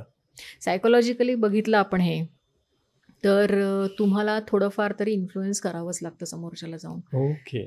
म्हणजे तुम्ही त्याला सेल्फ ब्रँडिंग म्हणा, प्रमोशन म्हणा, काही आणखी दुसरं काही नाव द्या, पण ते करावं लागतं. कारण आपण आपल्या घरी राहतो, म्हणजे फॅमिलीमध्ये राहतो, पण आपण सगळ्या बाकीच्या नातेवाईकांसोबत सण समारंभाला एकत्र येतो, बरोबर की नाही? त्याच पद्धतीने ह्या जे छोटे छोटे ओकेजन्स असतात, जे HRचे डेज असो किंवा कुठले ॲन्युअल सेलिब्रेशन्स असो किंवा ख्रिसमस सेलिब्रेशन असो, यावेळेला तुम्हाला इतरांसोबत, म्हणजे ते मुळात त्याचा उद्देशच तो आहे की लोकांनी एकत्रित यावं, ऑफिसच्या लोकांनी एकत्रित यावं. पण जर त्याच्यामध्ये जर तुम्ही नसाल, तर ते कसं होतं ना, एक चुकीचा सिग्नल जातो की आपण, म्हणजे मी अँटी जो म्हणतात ना, एक वर्ड आहे, अँटी आहोबा म्हणून, म्हणजे अँटी HR और अँटी कंपनी. म्हणजे अशा पद्धतीनेच घेतलं जातं ते, की 100 लोक तिकडे ग्रुपमध्ये हवे आणि हे 2 लोक इथेच बसले आहेत वेगळे कोपऱ्यामध्ये काम करत. तर म्हणजे तुम्ही ग्रुपच्या विरुद्ध आहात, तुम्ही ग्रुपचा पार्ट नाही आहात. किंवा जर 50 लोक डिनरला गेले आहेत आणि एक व्यक्ती कोपऱ्यात बसून काम करते आहे त्याच टीममधली, तर तसं होईल ना की बाबा हिला आम्ही आवडत नाही, डायरेक्टली रिजेक्शनचा सिग्नल जातो ना. आणि रिजेक्शन ब्रेनला, आपल्या ह्युमन ब्रेनला चांगलं, त्या लोकांनाही वाटतं की अरे हा आपल्याला काही भाव देत नाही किंवा ही आपल्याला काहीच भाव देत नाही, खूप ॲटिट्यूड दाखवतात आहे. त्यामुळे असं करू नये. It's a kind of insult also. म्हणजे असं ते त्यांना वाटू देऊ नये. त्यामुळे काही प्रमाणात तुम्हाला इंट्रोवर्ट्स असतात, शाय असतात लोक, त्यांना बुजरे असतात, काही लोक जमत नाही काम करायला किंवा एकदम लोकांशी हाय हॅलो करायला किंवा प्रेझेंट करायला स्वतःला. तर त्याची तुम्ही थोडी प्रॅक्टिस करा, पण तुमचा प्रेझेन्स असू द्या सगळीकडे. एखादा ऍक्टिव्हिटी आहे, टीम असते 10 लोकांची, पण पूर्ण प्रोजेक्ट पण त्याला ज्या त्या वेळेने सपोर्ट करत असतो आणि 3-4 लोक असतात नाही, सपोर्टच नाही करणार, किंवा काही 2-3 पर्टिक्युलर लोक असतात ती खूप सारखे रिझन देत असतात, म्हणजे मे बी एनी ॲक्टिव्हिटी असेल आणि एनिथिंग असेल, आणि मग नंतर रडतात की यार नाही, मला प्रमोशनच देत नाहीत किंवा मला ह्याच गोष्टी होत नाहीत. किंवा बऱ्याचदा असंही बघायला मिळतं. आता हे कितपत खरं आहे तुम्ही मला सांगाल, की काही लोक असतात त्यांना असाईन टास्क असतं, म्हणजे सकाळी येतात 9ला, त्यांना जे असाईन टास्क आहे ते करतात, मग ते 4 लोकांची मदत घेऊन करतात. त्याच्यानंतर असंही होतं की कधी कधी त्यांना काम दिलंय, पण मग ते मध्येच खूप प्रेशरचं काम आलं की दांडी मारतात आणि सगळं करतात. आणि त्याच्यानंतर असं बघतात की नाही, मॅनेजरनीच मला प्रमोशन नाही दिलं कारण त्याचं त्या दुसऱ्या व्यक्तीशी चांगलं जमतंय. आणि बऱ्याच ऑर्गनायझेशनच्या खूप ओपन पोझिशन पण असतात, आणि मग असंही लोक बोलतात की नाही, अरे ती ओपन पोझिशन आहे, मग मला त्या पोझिशनचं द्या ना. विचार करायलाच पाहिजे, त्यात चुकीचं काहीच नाही आहे, पण आपण नक्की कुठे उभा आहो ह्या गोष्टींचा विचार करायला पाहिजे. अभ्यासामध्ये मी यथातथा होते, पण जर कोणी आपल्या याच्यामध्ये एखादा PhD होल्डर आहे, आपण जर PhD होल्डरसोबत कम्पेअर करायला गेलो आणि ती व्यक्ती यथातथा म्हणजे ठीकठाक होती अभ्यासामध्ये, अभ्यासाची आवड नाही आहे किंवा नाही जमलं किंवा नाही करायचं, पण दॅट पर्सन इज डुईंग वेल. मग मला PhD करायची आहे का, किंवा मला IIT IIM मध्ये जाऊन MBA करायचं आहे का, किंवा मला आणखी कुठली तरी मोठी गोष्ट करायची आहे का, हे कितपत रिअलिस्टिक आहे, वस्तुस्थितीला धरून आहे का. त्यामुळे वस्तुस्थितीचं भान ठेवणं फार गरजेचं आहे. आणि जेव्हा लोक वस्तुस्थितीपासून दूर जातात तेव्हा ते भ्रम त्यांना होऊ शकतो. म्हणजे भ्रम म्हणजे खऱ्या पद्धतीचा भ्रम नाही, पण हा भ्रमच झाला ना की माझ्यापाशी ती गोष्ट नाहीच. उदाहरणार्थ मी इंट्रोवर्ट आहे, मी इंट्रोवर्ट आहे, म्हणजे इंडस्ट्रियल सायकोलॉजी इथे पण कामात येते की तुम्ही कुठल्या पद्धतीची पर्सनॅलिटी आहात आणि तुम्ही कुठल्या पद्धतीचा जॉब घ्यायला पाहिजे. इंट्रोवर्ट व्यक्ती सेल्समध्ये गेली तर काय होईल? शून्य रेव्हेन्यू असं मला वाटतं. हां, कारण इंट्रोवर्ट व्यक्तीला तेवढी लोकांची एनर्जी घेणं कदाचित त्यांना, त्यांच्या सिस्टीमलाच, ब्रेनलाच त्यांना सहन होत नाही. आणि जे एक्स्ट्रोवर्ट असतात ना त्यांना खूप एनर्जी लागते. खूप एनर्जी म्हणजे कसं की जितक्या लोकांसोबत ते मिक्स होतात ना तितकं त्यांना छान वाटतं, तितकं त्यांना हॅपनिंग वाटतं. तर मग अशा लोकांनी कुठे जायला पाहिजे? कम्युनिकेशन आहे किंवा अगदी HR आहे किंवा मार्केटिंग सेल्स आहे, मीडिया आहे, अशा ठिकाणी जावं. तर तुम्ही जर इंट्रोवर्ट असाल आणि तुम्ही म्हणाल की मला सेल्समध्ये, आणि लोक घेतात चुकीचा जॉब, त्यांना आपल्याकडे तेवढी अजूनही पद्धत नाही. मी लोकांना दोष देणार नाही, कारण आपल्याकडे तेवढी पद्धत नाही आहे. म्हणजे असेसमेंट करून तुमची पर्सनॅलिटी कशी आहे त्याचा विचार करून तुम्ही जर जॉब घेत आहात, म्हणजे एखादी व्यक्ती खरंच इंट्रोवर्ट असेल आणि शाय किंवा त्यांना डिटेल ओरिएंटेड काम आवडतं, ते लोक रिसर्चमध्ये चांगलं काम करू शकतात. अजून पण आपल्याकडे हा सेगमेंट आहे की आपल्याला ना सेल्फ अनालिसिस करायला खूप घाबरत होतं. नाही, मी करतोय ना, पैसे तर मिळतात ना महिन्याला, मग काय हे, म्हणून त्यांना सायकोलॉजिस्ट कडून सांगितलेले ओपिनियन नको असतात. सायकोलॉजिस्ट असेसमेंट करतात आणि असेसमेंटमधून निघतं ना तुम्हाला, आणि आम्ही सांगत नाही, ते त्या टेस्ट त्या दिसतात. सायंटिस्टनी तयार केलेल्या आहेत आणि त्या तुम्हाला सांगतात की तुम्हाला हे जमतं आणि हे जमत नाही. आपल्याला काय जमतं त्याच्यावर आपण करायचं ना फोकस, आणि नाही जमत त्याच्यावर जास्ती फोकस करण्यापेक्षा आपल्याला जे येतं त्याच्यानुसार काम निवडायचं. म्हणजे मी स्वतः मॅथ्सची स्टुडंट आहे, म्हणजे मॅथ्स ग्रॅज्युएट आहे आणि मला बऱ्यापैकी अभ्यासात चांगले होते, पण मला लक्षात आलं MSc ला गेल्यानंतर की हे फार थेरॉटिकल होतं आहे आणि माझा टेम्परामेंट ओरिजिनली ना लोकांसोबत राहण्याचा आहे. आणि मला अर्थात सिच्युएशन तेवढा अशी होती की मी इंडस्ट्रियल सायकोलॉजीच घ्यायचं ठरवलं, पण माझा डिसिजन आता 20 वर्ष झाले मला, 20 वर्षांनी माझा डिसिजन हा बरोबर झाला आहे. कारण नाही राहू शकत तुम्ही, तुम्हाला जे आवडतं. आणि आपल्याकडे म्हणजे भारतात तेवढी तशी सोय आहे किंवा अनेक ऑर्गनायझेशन्स असतात तिथे आपण बघू शकतो की मला हे आता सेल्समध्ये घेतला आहे मी जॉब, पण मी इंट्रोवर्ट व्यक्ती आहे. मी PR मधला जॉब घेतला आहे, पण मी इंट्रोवर्ट व्यक्ती आहे, किंवा मी शाय आहे, मला नाही जमत आहे. नाही जमत ज्या वेळा असेल ना त्यावेळेला बंद दरवाजा ठोठावण्यापेक्षा जे जमतं आपल्याला तिकडे जायचं. आणि असतात म्हणजे ऑपॉर्च्युनिटीज असतात. You need to check it, you need to switch it. त्याच्यासाठी पण अगेन तुम्हाला स्वतःला कष्ट घ्यावे लागतील. तुम्हाला सायकोलॉजिस्टला विचारावं लागेल, कोचेसला विचारावं लागेल की मला हे जमतं का, आणि त्याला एव्हिडन्सेस असतात ना. त्या एव्हिडन्सेस कसं, म्हणजे एक्स्ट्रोवर्ट व्यक्ती आहे ती तुम्ही म्हणू शकता ना की 100 वेळा तरी तिला या गोष्टी जमल्या, किंवा इंट्रोवर्ट व्यक्ती आहे तिला 50 वेळा या गोष्टी जमल्या, 50 वेळा जमल्या नाही. तर त्याच्यावरून तुमचं ॲनालिसिस होतं आणि हे करणं फार गरजेचं आहे. प्रमोशन आणि हा मुद्दा येणं असं होत नाही की वुमन आणि मेन, आणि ते कुठल्याही लेवलमध्ये असं, महाराष्ट्रीयन आहे, नॉन महाराष्ट्रीयन आहे, इंडस्ट्रियल आहे, नॉन इंडस्ट्रियल आहे, HR आहे, इव्हन सेल्स ऑफिसेस आहेत, कुठेही जा, प्रमोशन, अप्रेझल, मेन वुमन हा खूप प्रखरतेने जाणवतं. म्हणजे महिलांना एखाद्या प्रमोशन मिळालं तर ती सिटीमधल्या किंवा कंपनीमधल्या 50% पुरुष मंडळींना पटत नाही पहिल्यांदा. आणि हे व्हॅलिड आहे. म्हणजे मग ते कोणी बोलून एक्सप्रेस करतं, कोणी इंटरनल सर्कलमध्ये एक्सप्रेस करतं किंवा काय. मग याच्यात कुठले कुठले पॅरामीटर्स येतात आणि आपण त्या गोष्टीकडे बघताना ॲज अ एम्प्लॉय म्हणून किंवा ॲज अ ह्युमन म्हणून कसं बघितलं पाहिजे. Woman participation in the workforce हा फार कॉन्ट्रोवर्शियल टॉपिक आहे. आणि कोविडच्या काळामध्ये जेवढ्या स्त्रिया वर्कफोर्समधून बाहेर पडल्या तेवढ्या त्या परत गेल्या नाहीत. ओके. हे दुर्दैव आहे. मार्चिंग शिप फाउंडेशन म्हणून एक आहे ऑर्गनायझेशन, त्यांचा 2025चा सर्वे आहे. ते त्यांनी सांगितलं की 850 कंपनीज काहीतरी त्यांनी घेतल्या आणि त्याच्यामध्ये फक्त 22% पार्टिसिपेशन आहे लेडीजचं वर्कफोर्समध्ये. हे रिप्रेझेंटेशन नाही ना, हे फेअर रिप्रेझेंटेशन नाही आहे. जे एक्झिक्युटिव्ह लेवलच्या पोझिशन्स असतात त्याच्यामध्ये फक्त 17% महिला आहेत भारतामध्ये. ज्या बोर्डरूममध्ये आपल्याला एक डायरेक्टर त्यांनी कंपल्सरी केलं होतं, जे 2013मध्ये 6% होतं, ते आता 18%वर आलं. म्हणजे काही प्रमाणात वाढलं आहे, कारण लिगल केलं म्हणून. याच्या विरुद्ध फ्रान्समध्ये बोर्डरूममध्ये लेडीजचं पर्सेंटेज हे 46% आहे, नॉर्वेमध्ये 43 आहे, त्याच्यानंतर स्वीडनमध्ये 40च्या आसपास आहे, 40-41च्या आसपास. कारण त्यांचे कायदे असे आहेत आणि जिथे जिथे वुमन रिप्रेझेंटेशन आहे लिडरशिपमध्ये, जसं न्यूझीलंडचे जे पंतप्रधान होत्या ज्यांनी सोडलं आणि नंतर दुसरे आले ज्यावेळेला ते युद्ध वगैरे सुरू होतं, तर वुमन लिडरशिप ही जर म्हणजे इमोशनल इंटेलिजंट पद्धतीने केल्या गेली, कारण आता मला दुर्दैवाने असं दिसतं आहे की वुमन्सच्या दृष्टीने कायदे होऊन रिप्रेझेंटेशन असूनही woman are behaving like men. म्हणजे ज्या मोठ्या पोझिशन्सच्या लेडीज असतात तर ते जसे मेन असतात पॉवरमध्ये आणि जे पॉवरचा अब्यूज करतात किंवा ज्या पद्धतीने ते स्ट्रेस, उदाहरणार्थ माणसं ड्रिंक आणि स्मोकच करतात, तर लेडीज पण ड्रिंक आणि स्मोक करायला लागल्या आहेत. म्हणजे त्यांनी स्वतःचं जे फेमिनिझम आहे ते ठेवून लिडरशिप पुढे करायला हवी, पण तसं होत नाही. They behave like a men, they look like men, they take decision like men. आणि हा थोडासा एक याचे डार्क साईड आहे. तर ही म्हणजे आपण बोलतोय वुमन अप्रायझल आणि वुमन म्हणजे प्रमोशनबद्दल, पण हे आहे म्हणजे नक्कीच. म्हणजे मी हे पण मान्य करेल की when you get a CEO position you will not find a Indian woman in sari. नाही, you will find in suit only. And that represents somewhere then maybe they are looking like a man or they are taking decision like men maybe. maybe नाही, पण बऱ्याच जणी आहेत. किरण मुजुमदार शॉ आहेत, त्यांना आपण नेहमी साडीमध्ये बघू शकतो. बऱ्याच म्हणजे ज्या असतात त्या फेमिनिस्ट म्हणजे फेमिनिझम धरूनच चालतात.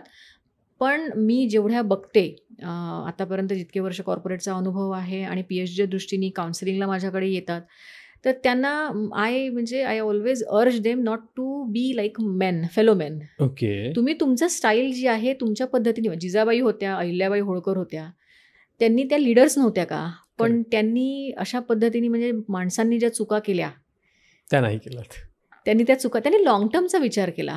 तर लॉंग टर्मचा विचार करणं हे फार गरजेचं आहे. माणसांच्या आणि स्त्रियांच्या ज्या लिडरशिप स्टाईल आहेत त्या पण वेगळ्या आहेत. लेडीजला केअर गिवर म्हणून बघितलं जातं, माणसांना प्रोव्हायडर म्हणून बघितलं जातं, आणि माणसं कसं कंट्रोल करायला बघतात. लेडीज या जास्ती इन्क्लुझिव्ह असतात बाय नेचर. त्यांची नेटवर्किंगची स्टाईल पण वेगळी असते, डिसिजन मेकिंग स्टाईल वेगळी असते माणसांपेक्षा, पण ती असायलाच हवी आणि त्यांच्यात एम्पथी जास्ती असते, ती असायलाच हवी.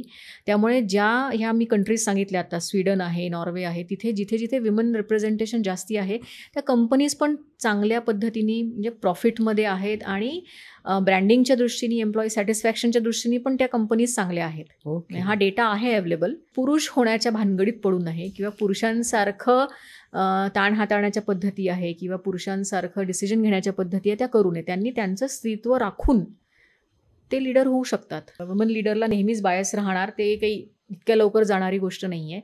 आणि मी अनेक जणी चांगल्या माझ्या फ्रेंड्स आहेत, ओळखीचे आमचे एक्स कलिग्ज आहेत, ज्या खरंच खूप चांगल्या पद्धतीने काम करत आहेत सॉफ्टवेअरमध्ये आणि नॉन आय टीमध्ये पण, मीडियामध्ये असो किंवा एंटरटेनमेंटमध्ये. पण ज्या पद्धतीने लेडीजचं पार्टिसिपेशन, लेडीजचं रिप्रेझेंटेशन यायला हवं त्या पद्धतीने ते येत नाही. आणि कसं असतं, कुठलीही स्त्री जेव्हा त्या पॉवर पोझिशनमध्ये जाते तर ती इतर स्त्रियांकरता काय करते हे बघणं जास्ती महत्त्वाचं आहे. हा, तो पण एक नक्कीच मुद्दा आहे, है ना. तर ते आहे. त्यामुळे वुमन अप्रायझल जेव्हा होतं त्यावेळेला अर्थात इन्क्लुझिव्ह आणि डायव्हर्सिटीच्या दृष्टीने त्यांना अर्थात थोडं झुकतं माप दिलं जातं आणि ते द्यायला हवं, कारण ते तिथपर्यंत पोचले आहेत आणि त्यांना जास्त फाईट करावं लागतं compared to their male counterparts. त्यांना बऱ्याचशा गोष्टी, म्हणजे आता मॅरिड फिमेल आहेत, त्यांना सगळ्या गोष्टी हँडल करून मग त्यांचं काम करावं लागतं. त्यामुळे त्यांच्यावर ताण नेहमीच जास्ती असतो. सिंगल मदर्स असतात, सिंगल लेडीज असतात, म्हणजे who are single and still doing job. ह्या सगळ्या त्यांना पुरुषांना काय म्हणजे चुका पण माफ केल्या जातात, त्यामुळे ते बेधडक डिसिजन घेतात. स्त्रियांना 10 वेळा विचार करावा लागतो की मी ही रिस्क घेऊ का, मी हे करू का, आणि त्या दृष्टीने जर त्यांना ग्रूमिंग आणखी म्हणजे गरजेचं आहे. त्यामुळे विमनला जर अप्रायझल मिळालं आणि तिच्याकडे चुकीच्या दृष्टीने बघितलं गेलं तर ते होणारच, पण याचा अर्थ नाही की त्यांनी काम करणं थांबवावं किंवा अप्रायझल्स घेणं पण थांबवावं. आता जसं तुम्ही बोललात हे सगळं, त्याच्यात एक मुद्दा येतो ना की हे सगळं करून पण मग एक सिंपथीवाला आय असतो आणि एक असतो कटाक्षवाला नजर. सिंपथीवाला आय देणारे बरेच पुरुष आहेत, नाही मी म्हणत नाही असं की नाही आहेत पुरुष, आणि आहेत, देतात, ते स्टँड बाय पण करतात त्यांच्या लीडर्ससाठी आणि त्या सगळ्यासाठी, तर they are really doing great. पण एक कटाक्षवाला जी नजर आहे, नाही ती फक्त महिला आहे म्हणून तिला मिळाले, मे बी मग तिचा ड्रेसिंग सेन्स असावा, मे बी मग तिचं त्या व्यक्तींसोबत बोलणं असावं, मग ते कम्युनिकेशन म्हणून बोलणं आहे का ते फ्लड दृष्टिकोनातून बोलणं आहे, हा आपण बघत नाही. एकत्र आले म्हणजे या गोष्टी होणारच, आपण बघत नाही, राईट. किंवा मग तुमचा overall appearance on the floor basically, म्हणजे तुम्ही इंडस्ट्रीमध्ये आहात किंवा इकडे आहात तो बघून, किंवा अशा बऱ्याचशा गोष्टींकडे त्याला पॅरामीटराईज केलं जातं. मग ते करणं कितपत योग्य आहे एक तर, आणि दुसरं आता जे नवीन मुलं किंवा मुली एंटर करतायत त्यांनी हे करण्याला कसं स्वतःला स्टॉप केलं पाहिजे. म्हणजे आता एखाद्या 20 वर्षाच्या एम्प्लॉयला हे सांगणं तू असं करू नको किंवा तुम्ही असं करू नका, थोडंसं डिफिकल्ट. किंवा 30-35 मधल्या जा मुलगा आहे जो अशा बॅकग्राऊंडमधून आला की त्याने पाण्याचा तांबाच उचलला नाही बुवा कधी घरात, किंवा ज्यांना माहितीच नव्हतं की काम करतात मुली, किंवा मुली पण इतकं टफ काम करू शकतात, अशा बॅकग्राऊंडमधून आलेली मुलं आहेत, तिथे ते होतंय आता. पण आता जी नवीन मुलं आहेत जी बघतायत, सोशल मीडियावर दिसतंय की कसं असतं, कंपॅरिझन कसं आहे, किंवा कम्पॅटेबिलिटी कशी आहे, किंवा पिरियड्समध्ये कशा हेल्प केल्या पाहिजेत, आणि अशा मुलांनी, कारण कल्चरली जी कंपनी आहे ना, किंवा कल्चरली जो शिफ्ट होतो तो सेम शिफ्ट होतो. मला असं वाटतं की तो इकडे पण जर झाला तर सेमच होणार. मग ती मुलं तेच बघणार आहेत, त्याच गोष्टी बघणार आहेत, जस्ट बिकॉज ऑफ ती वुमन आहे, शारीरिक काही बदल आहेत आणि त्याच्यामुळे प्रमोशन मिळतंय. मग या सगळ्याला तुम्ही याचं सायकोलॉजी म्हणून कसं बघता? याच्यामध्ये बोलण्यासारख्या बऱ्याच गोष्टी आहेत. प्लीज, आवडेल जितकं तुम्ही इलॅबोरेट करू शकाल. म्हणजे मी जितकी आता मी 2006 पासून काम करते आहे आणि मी प्रिडॉमिनेंटली आय टीमध्ये काम केलं आहे, तर आय टीमध्ये वुमनचं रिप्रेझेंटेशन जास्ती आहे compare to all other industries.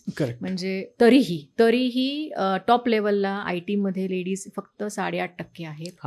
तो एक एंट्री लेवलला त्यांचं रिप्रेझेंटेशन खूप आहे, 27-28% आहे. आणि टॉप लेवलला लेडीज कमीच आहेत. परत त्यात काय येतं माहिती आहे का, लेडीजच्या बाबतीमध्ये ना मदरहूड हा एक खूप मोठा चॅलेंज पण आणि ब्लेसिंग पण आहे. म्हणजे ते आलं की मग लेडीजचं हॉर्मोन्सच्या दृष्टीने सगळ्या गोष्टी बदलतात. त्यात त्यांचा बऱ्यापैकी चाइल्ड रेझिंगमध्ये टाइम स्पॅन जातो. आणि बऱ्यापैकी ज्या खूपच प्रॉमिसिंग लेडीज असतात ना, त्यांना ब्रेक घ्यावा लागतो अनेक वेळा. त्यांना परत येता येत नाही किंवा त्यांच्याकडे पण वेगळ्या दृष्टीने बघितलं जातं की आता किंवा असं कोणी प्रेग्नंट आहे तर प्रेग्नंट लेडीला हायर करण्याचा पण लोकांचा दृष्टिकोन वेगळा असतो. किंवा लग्न झालंय मग आता तुम्ही प्रेग्नन्सी प्लॅन करता आहा का हे विचारण्यात येतं तिला.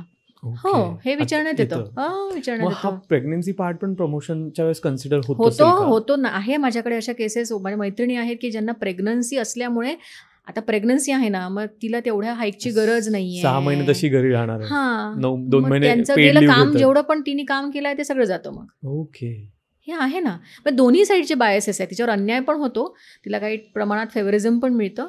पण मला असं वाटतं अन्यायाचं प्रमाण जास्ती आहे कारण वुमन लिडर्सच कमी आहेत. आणि त्यामुळे मी जेवढ्या वुमन लिडर्स बघतात आहे ह्या पॉडकास्टांना हेच म्हणेल की if you are sitting on chair and a powerful chair, make sure that you do something for other woman. कारण सिस्टरहूडचं प्रमाण लेडीजमध्ये फार कमी आहे. एकमेकींना मदत करणं किंवा एकमेकींना सांभाळून घेणं, की तिचं म्हणजे असं म्हणतात की स्त्री दुसऱ्या स्त्रीला समजून घेत नाही, पुरुष घेतात. तर आणि कामाच्या ठिकाणच्या किती गोष्टी अशा आहेत की ज्या स्त्रियांना पूरक आहेत. तुम्ही ती ह्याची लीव घ्या, आपली मॅटर्निटी लीव घ्या किंवा अगदी मेन्स्ट्रुएशन करता लीव आता काही कंपनीज देतात 2 दिवस वगैरे. मला वाटतं तामिळनाडूमध्ये की कुठेतरी त्यांनी अनाऊन्स केली आहे 1 दिवस 2 दिवस. ह्या सगळ्या गोष्टींचा विचार करायला पाहिजे ना. तर ह्या होत नाही. म्हणजे इन्क्लुझिव्ह वर्कप्लेसेस कधी होतील, जेव्हा तिथे लेडीजला जे काही त्यांच्या गरजा आहेत. आणि काही ठिकाणी पाळणाघर नसतं, किती ठिकाणी असतं पाळणाघर. लेडीज तुम्ही डे केअरमध्ये मुलं ठेवून जर ती इथे काम करत असेल, तिचं किती डोकं लागणार. माझ्या किती मैत्रिणी होत्या अशा की लेडीज म्हणजे त्या होत्या आणि डे केअरमध्ये मुलं ठेवायच्या. तर ह्या सगळ्या गोष्टींचा विचार पण केला पाहिजे. On other hand there are ladies of course who are taking undue advantage of many things करतात. म्हणजे त्यात डार्क साईड पण आहे. ते मॅन्युप्युलेट करतात, त्या पॉवरचा मिसयूज करतात. हां, हे पण आहे. आणि दोन्ही साईड आहे याच्यामध्ये. पण ज्यांना त्रास होतो लेडीजला आणि ज्यांना मिसयूज करतात. पण अजूनही भारत हा वुमन रिप्रेझेंटेशनच्या बाबतीमध्ये खूप मागे आहे. आणि वुमन रिप्रेझेंटेशन असलं तरी ते इन्फ्लुएन्स नाही करू शकत. शी इज नॉट इंडिपेंडंट. मग तिला कोणाचे तरी ऐकून डिसिजन घ्यावे लागतात.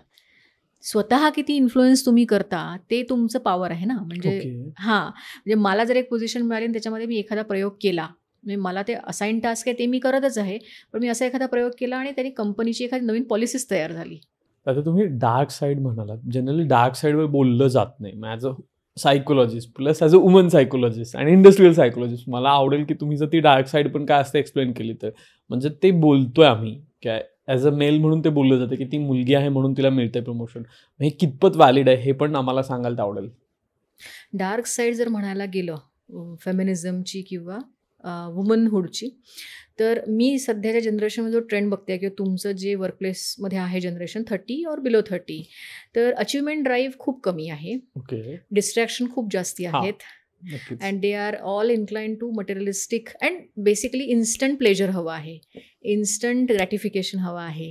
आणि आता मला 20 वर्ष झाले काम करून, तर मग आम्ही ज्या जनरेशनमधून येतो त्यावेळेला आम्ही खूप काम करायचो. किंवा माझ्या ज्या म्हणजे क्लासमेट्स होत्या किंवा माझ्या मैत्रिणी आहेत वर्कप्लेसच्या, तर त्या अशा म्हणजे खूप सिन्सिअरली ऑनेस्टली काम करणार आणि हळूहळू आम्ही स्वतःला ग्रो केलं. आताच्या याच्यामध्ये शॉर्टकट्सचा पण प्रकार आहे.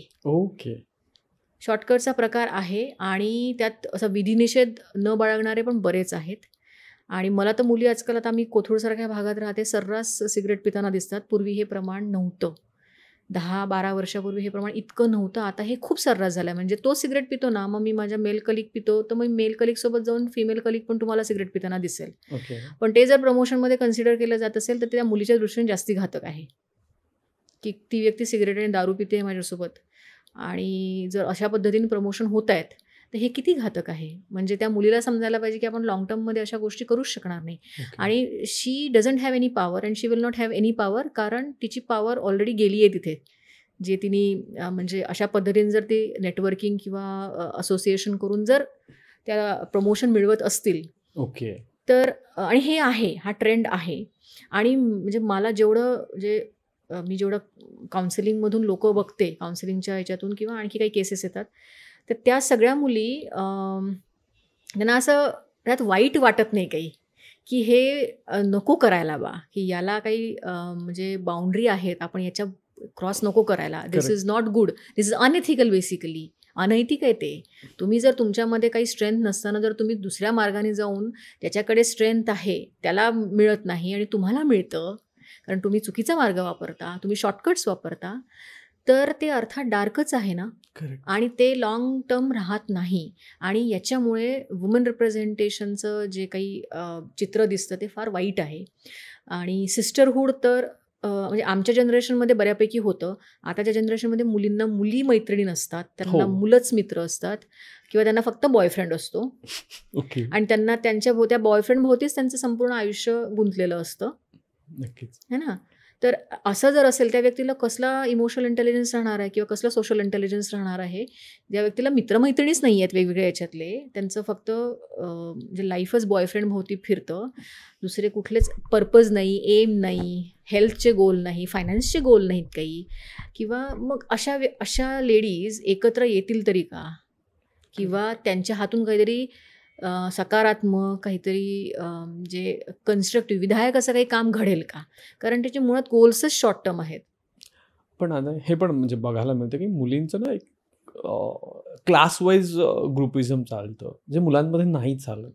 तसं तुम्हाला काय आठवतं का, म्हणजे त्याचा पण कुठेतरी प्रमोशन्स आणि ओव्हर अप्रेझल्सवर परिणाम पडतो का?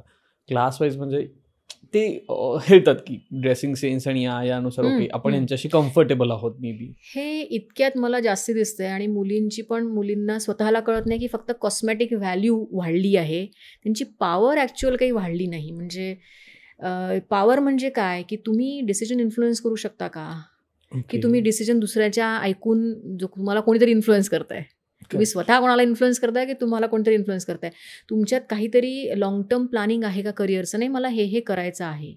उदाहरणार्थ मी इंडस्ट्रियल सायकोलॉजिस्ट आहे, मी PhD केलं आणि मी workplace wellness, workplace mental health या विषयात गेले 10 वर्षाच्या वर काम करते, सातत्याने काम करते. तर हे मला कोणी येऊन एक्सटर्नल मोटिवेशन देत नाही, हे मी स्वतः करते. करेक्ट. हे मला आजकालच्या जनरेशनमध्ये 30-32च्या खालची जनरेशन आहे त्यात खूप कमी दिसतं. त्यांच्यात स्ट्रेस टॉलरन्स खूप कमी आहे, त्या पटकीने निराश होतात, पटकीने डिप्रेशनमध्ये जातात. एवढंसं काही झालं, सॅलरी मिळाली नाही, हाईक मिळाली नाही तर डिप्रेशन, ब्रेकअप झाला ते पण अनेक वेळा होत असतं, तुम्ही लगेच ब्रेकअप नंतर डिप्रेशनमध्ये जाता, लगेच तुम्हाला काउन्सिलिंग किंवा तुम्हाला लगेच इंस्टाग्रामवर रील्स टाकायचे असतात. हा जो पॅटर्न आहे, बिहेवियर पॅटर्न, हा बरोबर नाही. ओके. हां, म्हणजे जर तुम्हाला करिअर करायचं असेल तर एक मॅच्युरिटी, म्हणजे मी 27 वर्षाची आणि 27 वर्षाची आत्ताची एखादी मुलगी मी जेव्हा बघते ना, खूप फरक आहे, खूप फरक आहे. कष्ट करण्याची तयारी खूप कमी आहे, की मी नाही करेल आणि मी मिळवेल हे. अचिव्हमेंट ड्राईव्ह ज्याला म्हणतात, की बाबा याला जर इतके पैसे दिले, मग मी काय केलं, माझं मॅट्रिक कुठे चुकलं, किंवा किती जणी अशा आहेत की त्यांचे अचिव्हमेंट खूप असं सेलिब्रेट करतात, की नाही मी या माझ्या मेल कलिगपेक्षा जास्ती काम केलं आहे, मला एवढी हाईक द्या. हां, तो विचारायला मला वाटत नाही कुठली मुलगी जात असेल डायरेक्टली किंवा इनडायरेक्टली. हे विचारायला हवं ना. म्हणजे हा इनजस्टिस कोण म्हणजे सहन नको करायला. आणि अशा नाही, सगळ्याच मुली अशा नाही आहेत आणि बऱ्याचशा मुली अशा बुजऱ्या पण आहेत की ज्या बोलू शकत नाही, ज्या काम करतात पण बिचाऱ्या बोलत नाही. पण मग ज्या अशा शो ऑफवाल्या मुली असतात त्यांना नक्कीच अप्रायझलमध्ये फायदा होतो. ओके. आता यासोबतच ना अजून एक खूप अप्रेझलमध्ये किंवा प्रमोशनच्या कॅटेगरीमध्ये एक क्वेश्चन येतो की बऱ्याचदा मुलींना अप्रेझल दिल्यानंतर सुद्धा मुली निम्मे डिसिजन्स मुलांचेच रेफरन्सनी घेतात. मग असं का? मग परत मुलांचा प्रश्न येतो ना, मग आम्हालाच दिलं असतं तर काय बिघडलं असतं? हे त्यांच्या घरातलं वातावरण कसं आहे याच्यावरून ठरतं. उदाहरणार्थ, माझी आई गव्हर्नमेंट जॉबमध्ये होती आणि मी लहानपणापासून घरात अनेक स्त्रिया जॉबमध्ये बघितल्या आहेत, बँकेमध्ये शिक्षिकेच्या रूपामध्ये. आणि मला करिअर करणं सोपं गेलं. माझ्यासोबतच्या अनेक मैत्रिणी पण खूप छान पोझिशन्सला आहेत किंवा आम्ही डिस्कस करतो की काही झालं तर. असं बहुतेकींना वातावरण मिळत नाही. त्यांनी आईला तसं बघितलेलं नसतं किंवा बहिणीला बघितलेलं नसतं, घरातून ग्रूमिंगच नसतं. मग त्यांच्यात इच्छा आहे का? बऱ्याचशा MPSC झालेल्या अधिकारी ज्या आहेत त्या चांगल्या काम करतात. नक्कीच. हां, की सगळ्यात सरसकट सगळ्या वाईट नाही आहेत, पण तुम्हाला हे ग्रूमिंग मग कुठे मिळवायचं? मग अशाने काय होतं, मग ग्रूमिंग नसतं, योग्य मार्ग सापडत नाही, मग चुकीच्या मार्गाने जातात आणि एकदा चुकीचं पाऊल पडलं की मग तिथून परतीचा मार्ग नसतो. त्याच्यामुळे तुम्ही स्वतःचं ग्रूमिंग कसं कराल, म्हणून मी लेडीजला पण म्हणते की नेहमी की find a mentor for you, a lady mentor, किंवा तुम्हाला जर वाटलं की काउन्सिलिंग आपण करायला हवं, पण त्या पुरुषांचं जास्ती ऐकतात अनेक वेळा. आणि आम्ही जर स्त्रियांनी काही सांगितलं की बाबा इथे करू नकोस, पण ते ऐकत नाही. तर हे जे डिसिजन घेण्याची, इंडिपेंडंट डिसिजन घेण्याची कॅपॅसिटी आहे, ही तुमच्या घरच्या जडणघडणीतून येते, तुमच्या घरच्या संस्कारांमधून येते, तुम्हाला घरी कसं ट्रीट केलं जातं. अनेक मुली, आता मी माझ्या पुस्तकात देखील लिहिलं आहे की ट्रॉमाटाईजच असतात, त्यांचं चाइल्डहूड ट्रॉमाटाईज असतं, इतकं घरामध्ये त्यांना इतकं दाबून ठेवलं जातं, किंवा त्यांना अगदी खायला पण अनेक वेळा म्हणजे तिथे पण त्यांच्यात भेदभाव केला जातो. अशी मुलगी जेव्हा कामाच्या ठिकाणी येईल तर तुम्ही काय अपेक्षा करा, तिने डिसिजन्स घ्यावे स्वतःहून स्वतः? नाही, तिला कधी सवयच नव्हती. मग ऑर्गनायझेशन त्या व्यक्तीकरता काही करतं का? ऑर्गनायझेशनचे काही असे स्पेशल प्रोग्राम आहेत का त्या लेडीज करता, की यांना थोडंसं इंडिपेंडंट बनवावं, सेल्फ एस्टीम यांचा थोडा वाढवावा, कॉन्फिडन्स वाढवावा या मुलींचा? तर हे आवश्यक आहे. त्याच्यामुळे त्या मुलींना दोष देण्यात अर्थ नाही, पण नेहमी तुम्हाला चॉईस असते. तुम्ही चॉईस कोणती घेता हे तुमच्या हातात आहे शेवटी. म्हणजे मला वाटतं म्हणजे तिकडे तो चॉईस घेतला नाही, घेते मी डिसिजन्स, फसलं तर फसलं ना, 4 पैसे कमी जातील किंवा कंपनीचं 4 नुकसान होईल, 4 दिवस डिले होईल, let it do it, try करून बघायला काय हरकत नाही. तो कॉन्फिडन्स मला वाटतं बिल्ड होईल. जसं मुलांमध्ये नाही, ठीक आहे ना, फसलं तर काय होईल, 4 शिव्या खातील, 4 बोलतील. कारण मला असं वाटतं की मुलींना बोललं की पटकन गंगा जमुना येतात आणि थोडंसं इमोशनल होतात. जसं उलटे मुलांचं 4 शिव्या देतील आणि ठीक आहे झालं नंतर बघूयात. तर तो पण एक माझ्या मते डिफरन्स येऊ शकतो, अपब्रिंगिंग मधूनच येतो. जर मुलींना घरात चुका केल्यानंतर माफ केलं जात असेल, किंवा नवीन गोष्टी करायला त्यांना घरातून प्रोत्साहन मिळत असेल, कर बाबा आम्ही पाठीशी आहोत. आणि अशा अनेक मुली आहेत, अशा अनेक स्त्रिया आहेत, त्यांना स्त्रियांना घरातून पाठबळ असल्याशिवाय इतक्या मोठ्या लेवलला जाणं फार कमी प्रमाणात शक्य आहे. अशा बऱ्याच म्हणजे स्त्रिया आहेत. आणि सुधा मूर्तींचं एक म्हणता येईल, इंदिरा गांधी, म्हणजे त्याला तोडच नाही इंदिरा गांधीला, कारण वडिलांनी जसं ग्रूमिंग केलं तशा त्या आल्या. आणि अशा बऱ्याच क्षेत्रातल्या लेडीज तुम्ही बघता येईल की तुम्ही बघा त्यांचे वडील कसे आहेत. करेक्ट. दंगलचं एक खूप मोठं एक्झाम्पल आहे, फोगाट सिस्टर्स, की वडिलांनी घडवलं त्या मुलींना, तुम्ही जा आणि करा. त्या मुली पहा, त्यांचं आयुष्य पूर्ण बदलून गेलं. म्हणजे कुठे हरियाणवी मुली कुठे असतात आणि त्या मुली कुठे आहेत. आई वडिलांचं जितकं कॉन्ट्रीब्युशन राहील तितकं त्या मुली इंडिपेंडंट राहतील. ॲक्च्युली आपण सॅलरीच्या किंवा प्रमोशनचा टॉपिक वळतोय आणि थोडंसं असं आहे की टॉपिक आपण बराच आहे, पण नक्कीच हे सगळे अँगल पण ॲज अ प्रमोशनला इम्पॅक्ट करतात किंवा ते डिस्कस केले पाहिजेत. कारण प्रमोशन म्हटलं की फक्त X% हाईक आणि Y% मला मिळालं तिला मिळालं हा भाग नाही आहे, त्याला कुठले कुठले अंग आहेत हे कळले पाहिजेत. पण आता जाता जाता मला तुम्हाला 1-2 गोष्टी एक बोलते मी याच्या अगोदर. मुली इतक्या कन्सर्न नसतात हाईकबद्दल, मुली फायनान्सबद्दल इतक्या कन्सर्न नसतात. त्या मार्कांबद्दल पण ज्या आता हुशार कॅटेगरीतल्या मुली आहेत त्या कदाचित असतील, पण तुम्ही असायला हवं. तुम्ही जर काम करता, म्हणजे जितके पैसे ऋषिकेश वडापाव घ्यायला देतात तितकेच मला द्यावे लागतात. बरोबर. पण ऋषिकेशला माझ्यापेक्षा 10 लाख CTC जास्ती आहे आणि मला नाही आहे. मग म्हणजे मी दुय्यम भूमिका का घेऊ? तर हे लेडीजला सांगणं आहे माझं, की तुम्ही प्लीज मागा, की त्याला जर दिली आहे एवढी तर मला का नाही, वेअर आय स्टँड. करेक्ट. की आता आपण बॉलिवूडचा पण बऱ्याचशा सेलिब्रिटीजचा बघतो. डिस्पॅरिटीमध्ये भारताचा क्रमांक 131 आहे 145 देशांच्या यादीमध्ये, जेंडर पे गॅप ज्याला म्हणतात. करेक्ट. की आपण आता मराठी इंडस्ट्रीमध्ये पण बघतोय की आत्ता कुठेतरी त्या फाईट करायला लागल्यात ना, मी पण एवढंच काम करते मला द्या, किंवा आत्ता कुठेतरी आपल्याला कळते की हिरोईन्सला तिथे पण थोडंसं वेज जास्त मिळतंय जे पहिलं नव्हतं मिळत. राईट. तर आता इकडे मला वाटतं इंडस्ट्रीमध्ये पण करायला हवं लोकांनी नक्कीच. आता जाता जाता तुम्हाला 2च प्रश्न विचारायचे आहेत की मला मिळालेलं प्रमोशन हे व्हॅलिड आहे का, हे तुम्ही सांगितलं. पण आता एकदा प्रमोशन मिळालंय, पण आता मी व्हॅलिड आहे का त्या गोष्टींसाठी, ते पण चेक करणं महत्वाचं आहे. तर मी पुढचं प्रमोशन आस्क करू शकतो. राईट. आणि दुसरं गोष्ट म्हणजे की मला जर प्रमोशन नाही व्हॅलिड वाटत आहे, मी तक्रार पण केली आहे, त्याचं मला सोल्युशन नाही मिळत आहे, पण काम करायची इच्छा होत नाही. बऱ्याच असं होतं ना की मला 7% नाही चांगलं प्रमोशन फेज. करेक्ट. तर याच्याशी निगडीत काय सायकोलॉजी सांगते? खूप छान प्रश्न आहे. प्रमोशन मिळालं म्हणजे ती व्यक्ती प्रमोशन करता तयार असेलच असं नाही. बरोबर. तुम्हाला नेटफ्लिक्सवरचं द क्राऊन नावाचं एक सिरियल माहीत असेल, ज्यात एलिझाबेथ राणीची गोष्ट आहे. त्यात हा मेटाफर रूपक खूप छान वापरलं की तुम्ही एकदा क्राऊन घातला म्हणजे एखादे पोझिशन तुला होम म्हटलं किंवा Own प्रमोशन केले. घेतलं म्हणजे Correct. एका लेवलवरून दुसऱ्या लेवलला गेले, तुमच्यामध्ये एक हायब्रिड क्रिचर तयार होतो. म्हणजे तुम्हीच एक हायब्रिड क्रिचर होता. ओके. जसं गणपती आहे किंवा नरसिंह आहे आणि ती जबाबदारी तुम्हाला तुमच्यात बदल घडवून आणते. म्हणजे तुमचं पर्सनॅलिटी आणि तुमचा रोल. म्हणजे अनेकांना असं वाटतं की 27 मधून 28 किंवा 28 मधून 30ला आले ना, अरे मला पहिलेसारखं वाटत नाही. You have grown up. आणि हा मी अनेकांचा प्रॉब्लेम बघते की they are stuck up in 20s. They don't Correct. Want to move on gracefully. Correct. 30s मधून 40s मध्ये जाताना, 40s मधून 50s मध्ये जाताना. तर प्रमोशन ह्या 2 तुम्ही जे प्रश्न विचारले तर याचं उत्तर असंच देता येईल की प्रमोशन करता तयार स्वतःला करणं फार गरजेचं आहे. प्रमोशन मिळाल्यानंतर जर तुम्हाला वाटत असेल की मी कुठेतरी मिसमॅच होतोय का, take training, correct. Take advice from mentor. हे फार गरजेचं आहे. म्हणजे जसं मला प्रमोशन गरजेचं आहे, तर प्रमोशन नंतर येणाऱ्या रिस्पॉन्सिबिलिटीज सांभाळण्याकरता मला ट्रेनिंग पण गरजेचं आहे. तर बरोबर. सरळ म्हणायचं, जर गोष्ट जमत नसेल तर मला जमत नाही आहे असं नाही आहे, मला ते प्रॉपर ट्रेनिंग नाही आहे म्हणून ती मला जमत नाही आहे. तुम्ही नक्की. मला ट्रेनिंग द्या, मला कम्युनिकेशनचं ट्रेनिंग द्या, मला प्रोजेक्ट मॅनेजमेंटचं ट्रेनिंग द्या किंवा मला कुठलीही म्हणजे तुम्ही काय म्हणता येईल की इमोशनल इंटेलिजन्सचं ट्रेनिंग द्या, लिडरशिपचं ट्रेनिंग द्या. हे ट्रेनिंग घेतल्यानंतर एवर असेल मी, तर मी बीवर जाईल, बी नंतर सीवर जाईल. तर असा माझा प्रवास हा ऑनगोईंग असेल, Correct. कंटिन्युअस इम्प्रूव्हमेंट जे आपण म्हणतो. त्यामुळे प्रमोशन चा जो क्राऊन आहे तो मिळाल्यानंतर एकदा त्याच्यात काय स्वतःमध्ये बदल होतात ते बदल एक्सेप्ट करणं पण फार गरजेचं आहे. खूप. I कारण guess. अनेकांचं असं होतं की तुम्हाला प्रमोशन मिळालं आणि तुमच्या सोबतच्या 4 लोक तुमच्या हाताखाली काम करायला लागले, तर ते 4 लोक अर्थात तुमचे आधी फ्रेंड्स असतील पण ते बदलतील नंतर.